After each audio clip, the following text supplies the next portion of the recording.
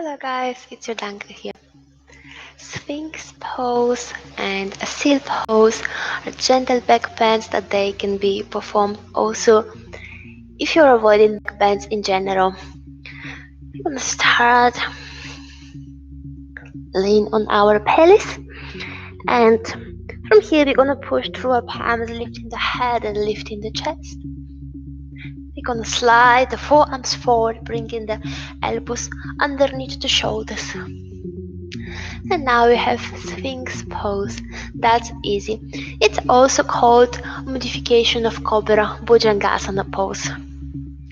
So we have the elbows underneath the shoulders, and we have the forearms parallel, and then we are spreading the fingers nicely, pushing with the whole palm, not just staying here and not collapsing through the shoulders. It's not like when we are reading a book.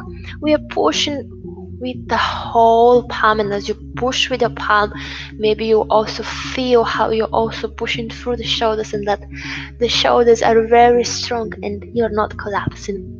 The head is extension of the spine, so if you're straining the neck, trying to look up, then this is definitely not good.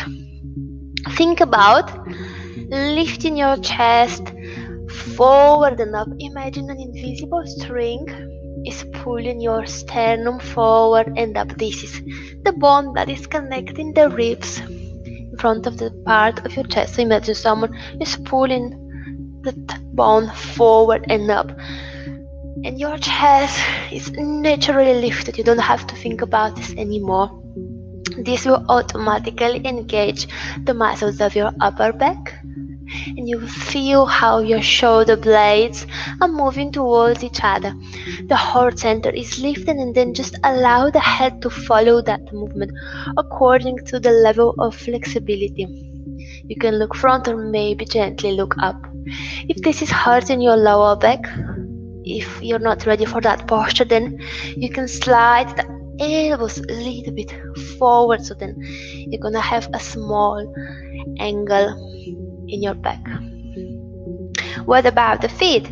The feet are not just resting there, the feet are also active. So ideally we're gonna have the feet together as in Cobra pose, and then focus on pushing the mat with your feet, and then you're gonna engage the whole back side of your body.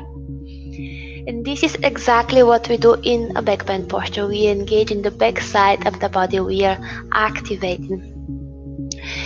If the proportions of your body are not allowing you to keep the feet together, then you can keep them hip width apart. When the hips are tight, and especially when the hip flexors are tight, then you will feel lower back pain if you try to keep them together. Find your arm degree and focus on pushing the mat with your feet, pushing the mat with your pubic bone, so the tailbone is gently rolling in, the navel goes in, and then the whole center is lifted forward and up. Think about lengthening your abdominals, pushing through the palms, pushing through the shoulders, allowing the head to follow that movement. That's it. Nice and easy. Then we have the seal pose from here. We're just gonna reach with both palms forward. You can slide the elbows a little bit forward, push with the palms, and then extend the arms. Or maybe if you have flexible spine, then from the Sphinx you can push directly with the palms, extending the arms, and then you're coming into seal pose. Most important here is that the shoulders are not rolling in and that you don't have these elbows. Think about pointing your elbows down. So we are rolling the shoulders out. At the same time the palm is pushing, the elbow crease is pointing a little bit forward. The shoulders are away from the ears. The previous rule applies. You're pushing the mat with your feet, engaging the whole back side of the body. The tailbone is in, the pubic bone is touching the mat, the navel is in, lengthening the abdominals, lifting the heart center. Think about squeezing gently the shoulder blades towards each other. The invisible string is pulling your sternum forward and up, and then the head is just following that movement. You might need to micro bend your elbows. to make sure that you're active. Otherwise, if you extend them, maybe you will lose the posture.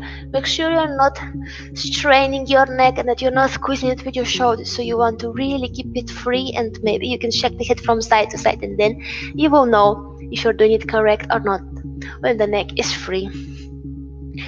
If this is too difficult for you, you should definitely not force yourself. If you feel any lower back tension, then you should slide your palms a little bit forward. If it's a bad pain, then you can just go out of the posture in child's pose. So the palms are shoulder width apart, the fingers are spread nicely. You can point forward your middle fingers, which is the traditional cueing, although when the shoulders are tight, for some people it's easy to keep the index finger parallel. Try for yourself, and then you can again lower down the elbows, and maybe you can slide the elbows on the side and rest your forehead on your palms.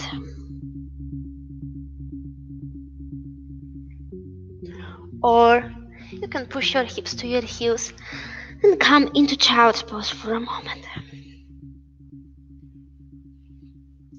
I hope that you like this tutorial, and I hope to see you next time for some more.